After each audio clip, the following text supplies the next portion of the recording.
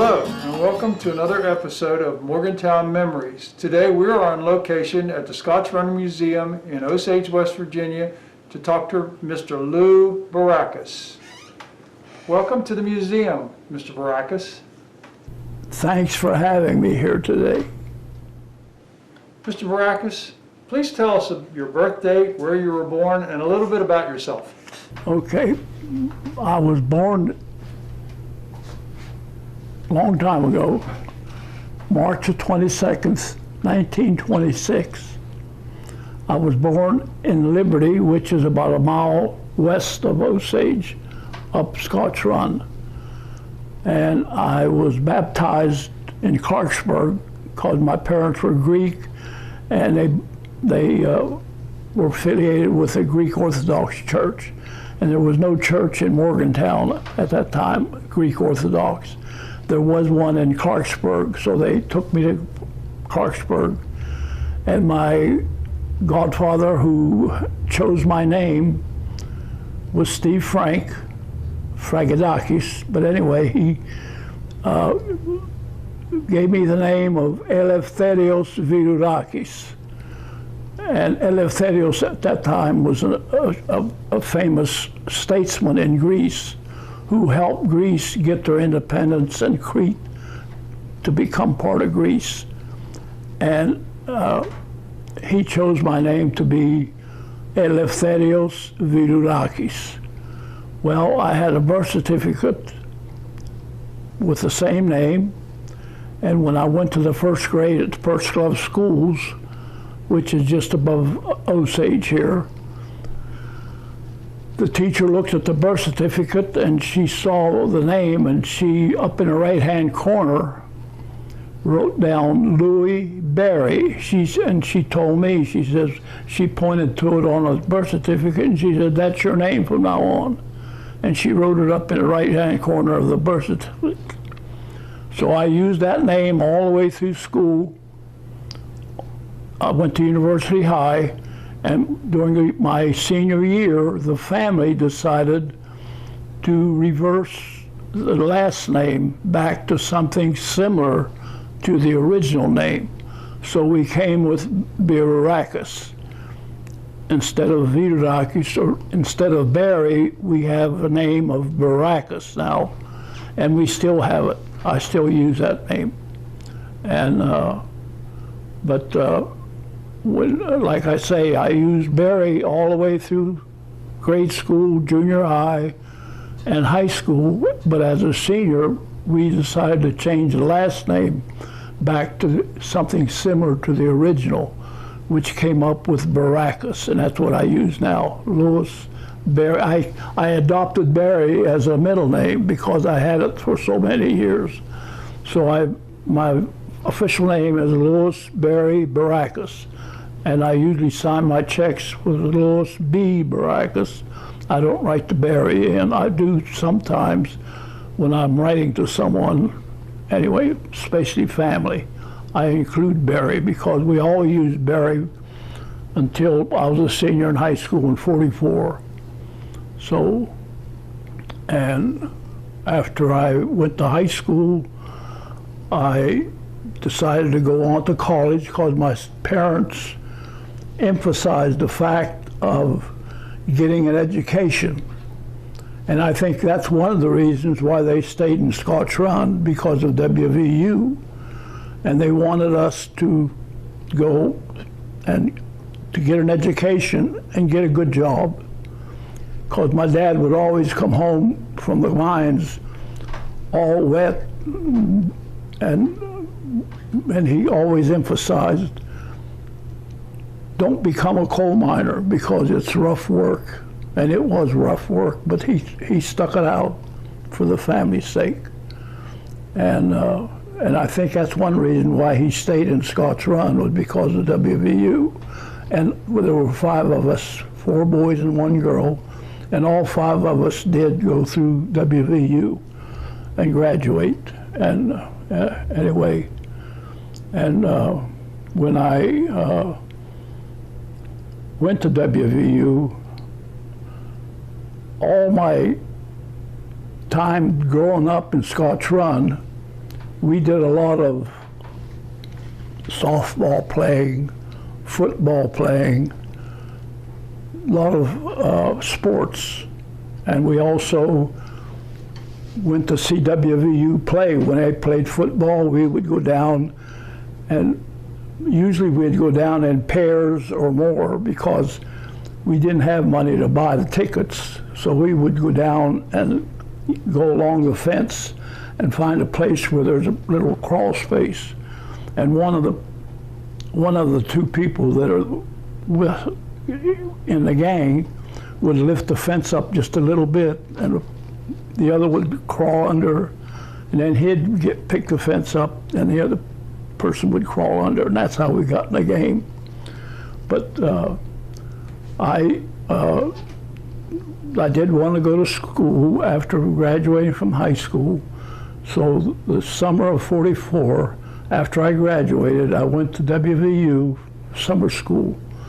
And that was during the war, and a lot of the players had been drafted from WVU. So Coach Rogers was a coach then, and he needed some personnel to fill the squad.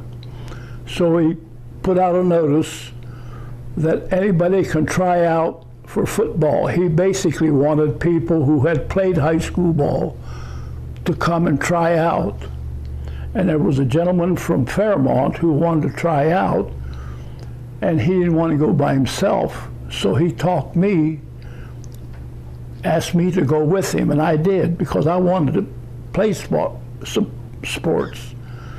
So we went to the old stadium, and he went up and met with the coach and told him that he had played for Fairmont and he would like to try out. And Coach Rogers said, yes, go down and check out a uniform and pads and get out on the field, because they were in a process of working out then. So he said, can I take my friend with me? And I think Rogers assumed that I had gone to Fairmont too. So he said, yeah, take him and go down on the field, check out equipment, and do whatever you're told to do. So we went down and we checked out the material, pads and pants and shoes, and he helped me with the pads because I didn't know how to put pads on. And we went out on the field, and at the time they were doing a lot of exercise, getting in shape basically. And I was in good shape because I did a lot of running at Scott's Run, playing football and baseball and different sports, racing. So while we were doing all these calisthenics and running, my friend wasn't in good shape at the time. I think he had not done much running because in a few days he quit. And I debated whether to quit because he brought me down. And then somebody that knew me told me to stick it out because he was impressed with what I was doing anyway. So I decided to stick it out. And when we were getting ready for the pit game, they had a scrimmage and they invited the public in the old stadium to come and watch the game. And they invited reporters, and Tony Constantine was there, and he watched the game. And during the game, there was one situation where the coach called for a play. I was on defense, and I have an article in the paper that was published that listed the defense and the offense, and I was listed on the defense. So I was in a left tackle defensive position, and Coach Rogers went to the huddle and told him to run a play through my area. Well, when the ball was snapped, I got through the line, and my opponent, my offensive players that were to block me had played high school ball. They had scholarships. Well, somehow I got through, and I hit the halfback as soon as he got the ball. He didn't get to the line of scrimmage. So coach was watching, and he yelled out, "Hey, there's a guy never played any football, and you guys can't block him?" And he got in the huddle, and I think I kind of summarized that he was going to do the same thing. So they did, and I did the same thing. And I got through the line, and as soon as the halfback got the ball from the quarterback, I put him down. And coach had a baseball hat on. He took that hat off and threw it on the ground. He said a few strong words. He said, "There's a guy never played any football, and you guys can't block him." And he said, "Birurakis, if you play like that, you'll never miss a game." Anyway, but I did do real well. Like I said, I was in good shape, and I did well on the defense. So when we played Pitt, and they beat us, but I played. What he would do would put a senior or a junior who had played before and started him, and in a few minutes he'd send me in, and I did what I had to do anyway. And Tony Constantine was at the game when he heard Rogers say what he did. So Tony lived in Westover, and Westover used the same buses that Scott's Run used, the Blue Ridge bus line that went through Westover. And one evening, we happened to both be on the bus, standing. So he came up, he recognized me, and he came up to me, and while we were riding, he questioned me about what I had planned, and I told him I was planning on going through school to WVU, and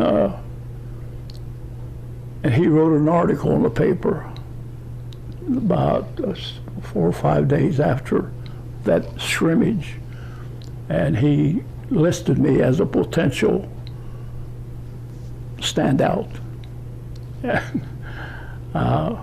Anyway, and I played that year, and I did get a scholarship, because when I went to buy books, I started to pay for my books, and one of the other players who was with me said, "Don't pay for your books. You're on the team. You don't have to buy books." But anyway, he went to the coach and told him about my situation, and they did make arrangements for me to get free books, free tuition, and they even furnished me a room at the men's dorm on North High Street. So I did get a scholarship. Well, after the freshman year, the war was still on, and I was drafted. And I make the remark because about stopping the war, or stopping Germany anyway, because the day I was inducted, I forget, it was May the 11th or something. I have the records of it.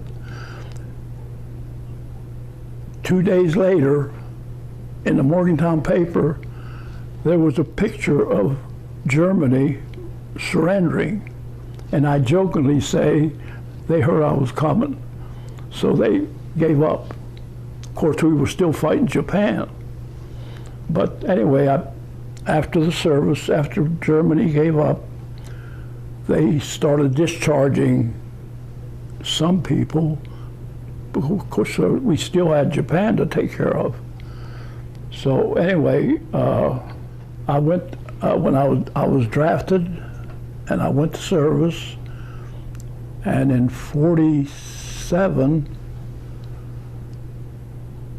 I actually, while I was in training, when I went to the rifle range, my troop shot as a group, and I happened to score the highest score, and I got a letter of commendation from the colonel and I have a copy of it, I think, in my material. And it commended me for my shooting ability and said how important it was to shoot the M1. And I gave a copy of the commendation that I had been given to my brother who had been discharged, and told him to give a copy of it to the sports writers. So he did, and there was an article, I think Con Hardman wrote an article about my shooting. When I did the shooting and got recognized for it, and the article was put in the paper, I put down jokingly in that space, a little space there that had place to put some writing in, I said Japan saw this article and they gave up, because not long after that Japan gave up. And I jokingly say it wasn't the bomb that stopped Japan, it was my shooting. But anyway, during my junior high school years here at Osage, I was president of the 9th grade class that graduated in '41. I went to University High, and when I graduated in '44, I was president of the senior class. And I went to the university, and anyway, and because of my research on Scotch Run, I did a few things that kind of stood out. One of the things was getting the Liberty sign put back, because I grew up in Liberty, and when they put the Purse Glove Post Office in Liberty, they took the sign down. I think that's the reason they took it down, but it was gone. So I asked the state road if they would replace it. And a gentleman at the state road said, if you show me a picture of the Liberty sign, we'll put it back. And I happened to have one. With my research of Scotch Run, I happened to have a sign, a picture that somebody had taken in '32, in the '30s. And the Liberty sign, unincorporated, was very plain.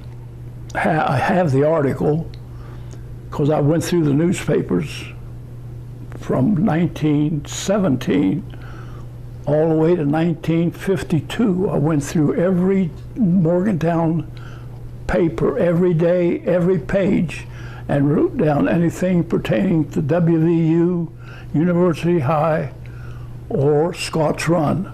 And I would keep record of it, and I would give a copy of that record, one to the university library, and they have a collection of what I gave them. And I gave a copy to the history department. Ron Lewis, Dr. Lewis, asked for a copy of my findings in the newspapers. Like I said, from 1917 to 1952, and I started in 1917 because that's when Liberty Fuel bought property at Liberty. It wasn't known as Liberty then, because it was a berry area, berry farm. But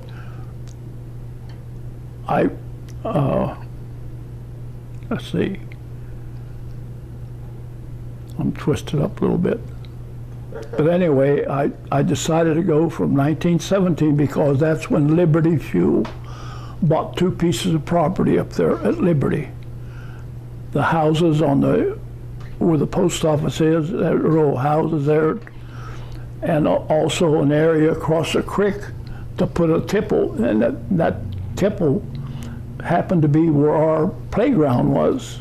After the tipple was replaced, that was our playground. But Liberty Tipple put in an opening across the creek. They put an opening in the Swickley vein and was mining coal there for quite a while. But after, like I say, when Liberty Mine closed, they had mined all the coal that they had rights to mine, So after they mined that coal, they took the tipple down, removed the tracks, and that was our playground anyway. So I sent a picture to the state road, and I kept waiting for the sign to be put back, and it wasn't put back. So I called the state road, and I spoke with the gentleman again. I said, "You said if I showed you a sign, you would put it back." He said, "Yes, you did give us a copy of the sign, and it was very good. But he said, there's one big problem now. The Pertsgrove Post Office is in Liberty. And so we kind of hesitate putting that Liberty sign back because of the post office. But I'll tell you what you could do. You go to the county commission, and you convince the county commission to have the roadside put back, and we'll put it back." I said, "Okay, thank you." So I did attend a county commission meeting, and I had information about different things that took place in Scotch Run, especially in Liberty area, with that removing the coal miners from the houses. It's a famous picture that was pretty well famous, where the Liberty Fuel evicted the coal miners from the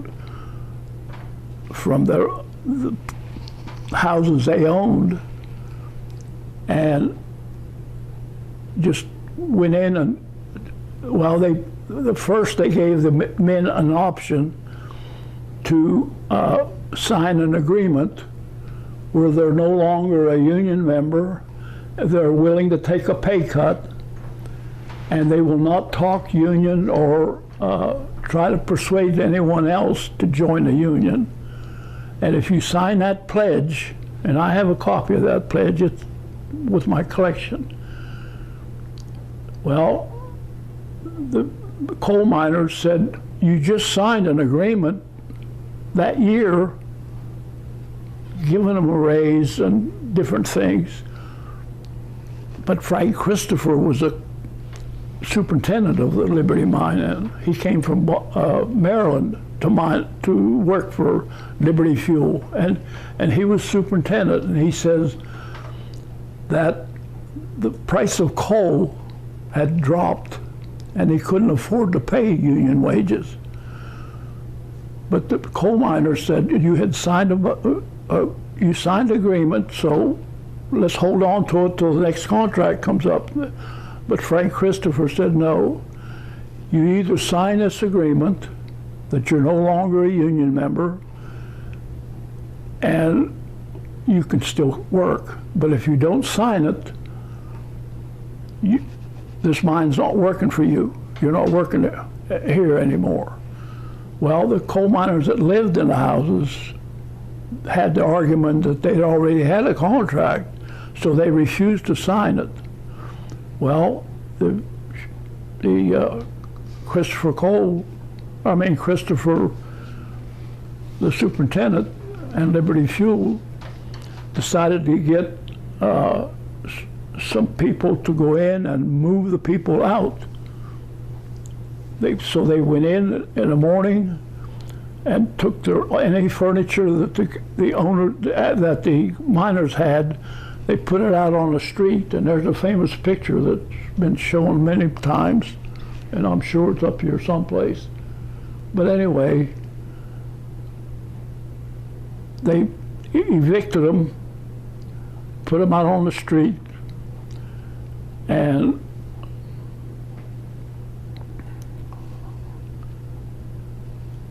a few days later, there was a lot of animosity between the union and the non-union people. The non-union people said they're willing to work for less wages, so they got to move in the new house, not new houses. They got to move in the houses, and in a few days there was a lot of conflict. There was a riot right there on the street by the post office where those houses were. There was a riot, and at least four miners were shot. They didn't die, but they were shot. and the newspaper had their names in the article when they discussed the shooting. And two of them happened to be Greeks, and they were Union miners, and then there was an African American that was a Union miner. But there was the stories in the newspaper, and I have the article. But there was a lot of, all through the years, there was a lot of friction between a union and non-union. Miners came from Pennsylvania, and the union had special nails rigged where they threw them out on the street, and whoever ran over them had a flat tire. Because I have one of them at home as a demonstrator. I don't know whether they have any here or not. But there was a lot of friction, and that's why when I moved to Morgantown because the house that I found out that was for sale on Coburn Avenue, where I live now, a lady that lived behind the house on Clark Street grew up in Scotch Run at Jerry, and she had a business in Morgantown. But I met her one time on the street, and we got to talking about housing, and I told her I was looking for a house. We had 3 children then, or four.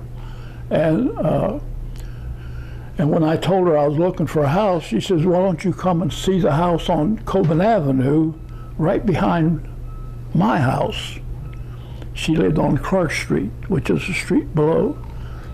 So I went to Arkwright, the realtor, had the job of selling the house. So she told me who was selling it. So I went to his office and introduced myself and told him I was interested in the house. And he told me it was for sale. And he let me, he gave me a key, and we went up and I looked at the house. It was a nice big house and 3 floors. And I said, "How much?" And he said, $6,000. And I thought that was a pretty good price, because I had in mind to buy a house up Liberty that was a store and had apartments upstairs, and they wanted $6,000. But between the two, Coburn Avenue happened to be a better deal in my mind. So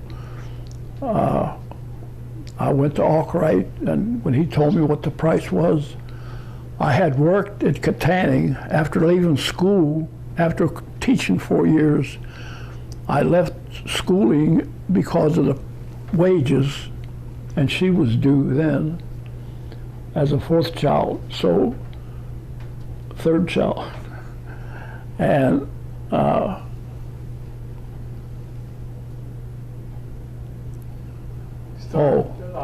after I left the schooling system after 4 years, because of the pay, it wasn't enough to support family. But the construction work paid a lot better. So I contacted the superintendent that I worked for before, and he told me if I ever want to come back in the ironwork, to just let him know, and if he was working, he would put me to work. So I found out from a friend who I had worked with also that they had a job in Pennsylvania, in Katanning, building a powerhouse. So I approached the superintendent and told him that I was available and I'd like to get back in the union. And he said, "If you get back in the union, you've got a job." So I went to the local that I had left, but that's another story, because that local was Cumberland. I joined a Cumberland local to work at Albright when they built that powerhouse. So I went to Cumberland, I talked to the BA, and I told him that I don't want to work in Cumberland, but I want to work at Katanning, and that's local 3 in Pittsburgh. And I said, but I have to get back in a union before they can even consider putting me to work. So the BA, the business agent, thought, well, if I join their union, they'll get some money from me, and I'm not going to work there. I'm going to work in Pittsburgh. So he was willing to give me my book back. So I finally got my book, and I went to Katanning and worked 3 or 4 years and saved a lot of money because I was working overtime, and I didn't have much expenses because the house that we had was a big house, and I had another iron worker who needed a room, and we traded room for ride. He would furnish me a ride to work and back, and we gave him a room. So we both saved that way. But anyway, I saved a lot of money during that job. So when Arkwright quoted me the price of $6,000, the next day I drove to Katanning, went to the bank, and withdrew $6,000. I had more than that in there. And I came back and dished out $6,000 and bought the house. And that's how we ended up with it. Of course, we've done a lot of work to it because it needed a lot of work. But you were responsible for a lot of the buildings around Morgantown. Oh, yes. That were built as an iron worker. Yes, I worked on a PRT. I worked on all the bridges that cross the river in the county. I worked on the Uffington Bridge. I worked on the Westover Bridge. I worked on the 2 Star City bridges. I worked on a lot of bridges in Marion County. I did well working as an iron worker. I worked on a Coliseum. I worked on a new stadium.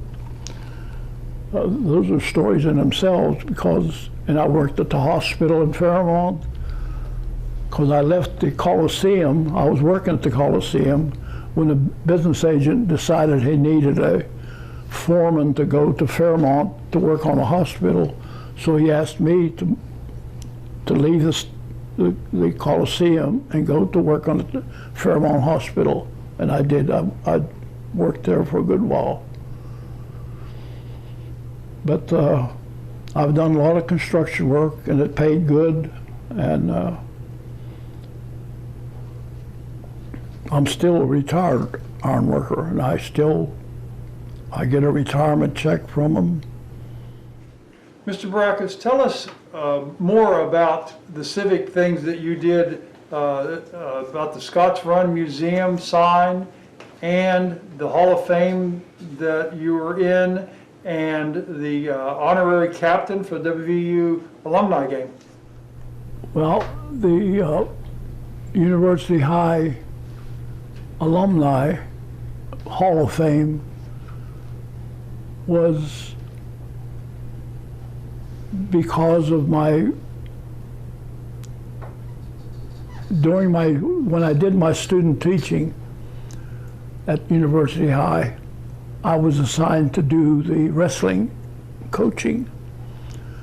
So I coached the wrestling team in 1950 when I was doing my student teaching, and the team, there was 3 wrestlers for University High that won state championship. So they did real well. And when we went back to University High, Mr. Colbank, who was a principal, congratulated me and the boys that did the winning. And he kind of encouraged me to apply for a job at University High. I think he had in mind of possibly using me, but when I went to the superintendent and applied for a job, I had an experience in junior high. When I graduated as a 9th grader, I was president of the class. And when they announced the names to get the diploma, somebody mispronounced my first name. And when it was my turn to get up, I was getting ready to get up, and the person said, Louise Berry. Well, I didn't get up because my name wasn't Louise. And they realized that they made a mistake and they corrected it, and I got up. Well, when I graduated from University High, I think the same superintendent was at the high school graduation that it was at the junior high, and he was there to present the diplomas. And when I went to University High, I think the same gentleman was there to present the diplomas. Well, when I went to get a job, when I applied for a job, that same superintendent realized that I was the one that changed the name from Barry to Birurakis. Because when I went to the superintendent's office and applied for a job, he was very cold. He wouldn't shake hands. He just come on in and very cold. And I think it was because I changed the name back to Birurakis. Because when I left, he wouldn't even shake hands when he excused me after an interview. And he wouldn't even shake hands with me. He just opened the door. And I thought, what in the world? Because I thought the principal wanted me to go to University High. And this gentleman, when I went to go out the door, he said, "You'll never teach in this county." And I thought, what in the world, what did I do? I didn't say that, but I was thinking, what did I do wrong? And I think it was because of the name change. I'm not sure, but he did tell me, he says, "You'll never teach in this county."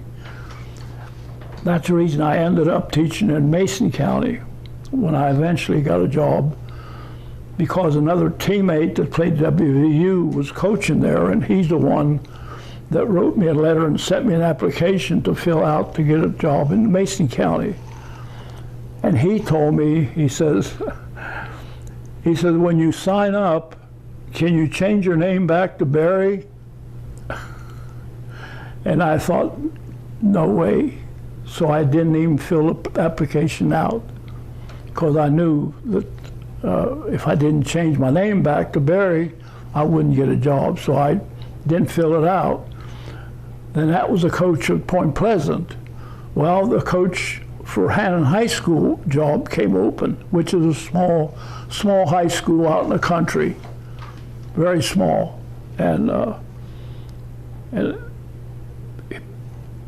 when they discussed the coaching job for Hannon, they didn't care about the name because it was a small school and they needed a coach. And so they offered me a job with my same Birurakis name. So I accepted that job, and I stayed there 4 years, but I left because of the finances. And the sign on the Pleasant Street Bridge, I think I just mentioned it, says, "Welcome to South Park Historic District." And when I saw that sign, I wondered, I said, "Oh, why is this classified as a historic district? History was made up Scotts Run." Because that's where the action was, with the shooting and the throwing fruit at each other because you were a union or non-union. So basically that's where the history was made. So I thought the sign should be at the end of the Star City Bridge about Scotts Run. So I went to work for CSC, which did the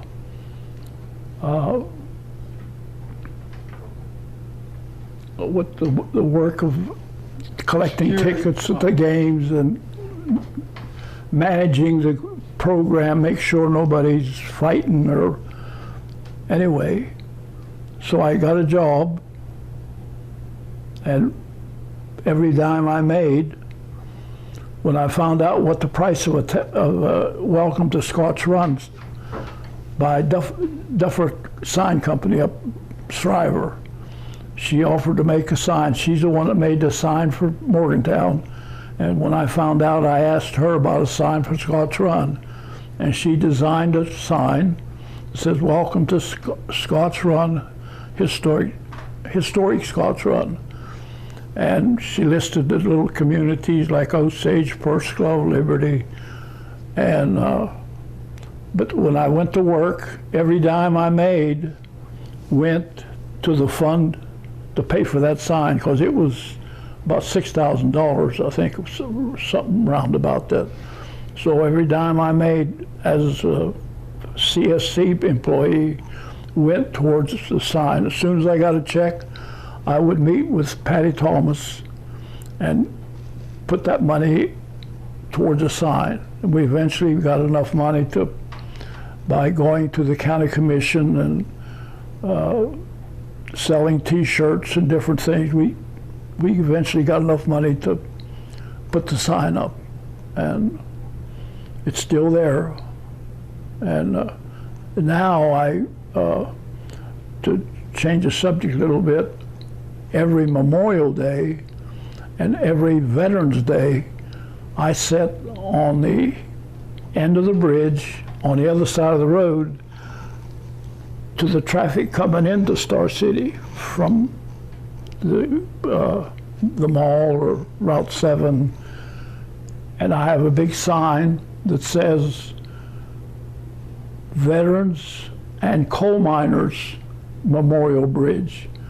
And I sit right close to a sign that says Edith Burrill Bridge, because I think the veterans and coal miners deserve it, the honor, more so than Edith. Edith needs to be recognized, but so do the veterans and coal miners. And so every Veterans Day and every Memorial Day, I sit for 1 hour at the west end of the Star City Bridge on the down on the lower, let's see, the river comes from Morgantown. Okay, so it would be on the upper side of on the opposite side of the road of the Welcome to Scotch Run. The Welcome to Scotch Run is on one side, and I sit on the other side, 1 hour every Memorial Day, and I have, the sign says, Veterans and Coal Miners Memorial Bridge, honk if you agree. And I do get a few honks, but most people are speeding when they come through there. And unless they have a rider sitting beside them that reads the sign, they don't have time to, so I don't get a lot of honks, but I do get some. Especially people who know I'm doing it, they come by and they hit the horn. And but when they got this Welcome to Scotch Run sign put up, I was honored with a little plaque. I don't think we have that. No, it's a little plaque. It was made in honor of my effort to get that sign put up, because I went to the county commission, I did many things to get that sign. And once it was up, we had a dinner at the shack recognizing, and I was presented with a plaque as an honorary for helping get that Scotch Run area sign. By the way, on that sign at South Park, I questioned that. I said, South Park is where the owners of the coal mines lived, and they had streets, they had inside bathrooms.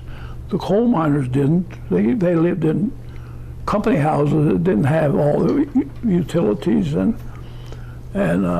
so the Scotch Run needs to be reserved, more so be classified as a historic area because of all the action that was done.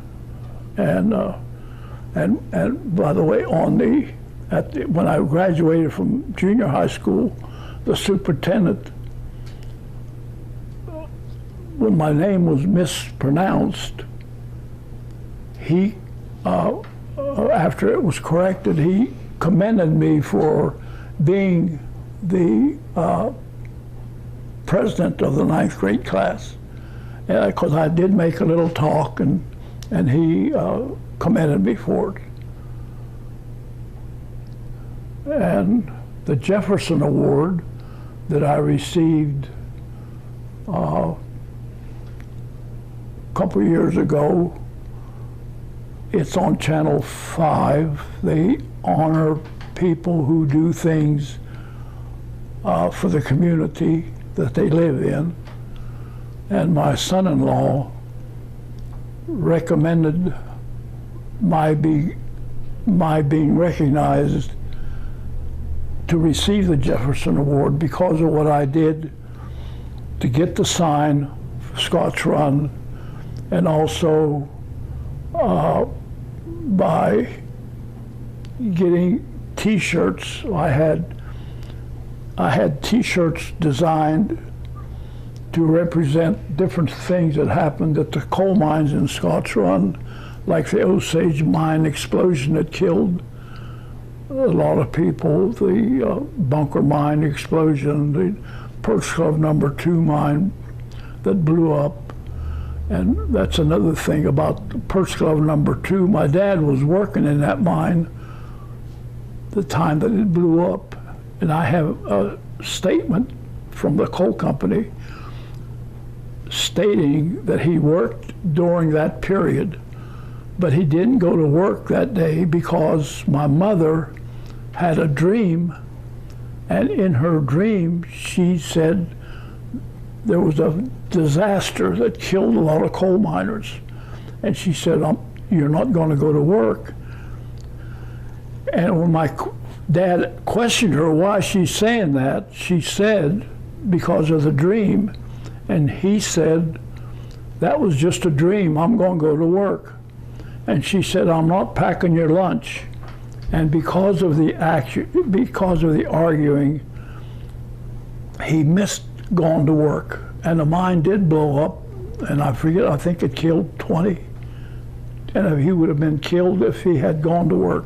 But he missed work because of her dream, and that saved his life. I've heard that you were captain of an alumni football team. Well, I was the honorary captain at the first game of 2016, and I was allowed on the field. And when they, at the beginning, when they flipped the coin, I was asked to go out on the field on a 50-yard line, and they introduced me as playing years ago, and they applauded, and I waved my hand, and I have a picture of it. But that was a great thing. I really appreciated that. Oh, and as I walked on the 50-yard line, Coach Holderson came up to me and shook my hand. And I jokingly, when I shook his hand, I said, if you need me, call me. But he didn't need me because they won the game, so they didn't need me. I played 4 years of football. I think I mentioned that. I played in 44, and after playing 1 year, I went to the service, and when I came back, I played 3 more years. I played in 48, 49, and 50. Coach Lewis was the last coach I had. He coached the 1950 team. Well, after I graduated in 50, I was presented with a life pass that entitled me to go to any sport event at WVU free. And I used it. When I was coaching at Hannon High School, I would even bring students up from Hannon High School to watch the game. and I would get in free, but I would buy their tickets so they could go. And I used it quite a bit. And I used it for baseball, I used it for any sport at WVU. So when they built the new stadium, which I worked on as an iron worker, after we finished building the new stadium, the first game that was played, all the construction workers were given free passes because of the construction. But after that, when I went to go to the, I don't know whether it was homecoming game, what game it was, but I have records of it. I went to the ticket office at the Coliseum, and I presented my life pass, and I said I'd like to go get a ticket for the game coming up. And the girl looked at the life pass, and she said, "We don't honor these anymore." And I thought, am I dead? It was a life pass. And she said, no. She said, we just don't honor them anymore. I said, will you check with your supervisor to make sure? She got up and she went to another room. Now, I don't know whether she talked to anybody or not, but she came back and she says, we don't recognize these anymore. So I didn't go to the game, and I was upset because I thought a life pass is a life pass. I must be dead. So anyway, so for a long time, I told this story a couple times to people who interviewed me, and one person responded with a remark like they should give him his life pass back. And this has been a good while since the new stadium was built. I haven't used. I do get tickets to the game, but let's see how.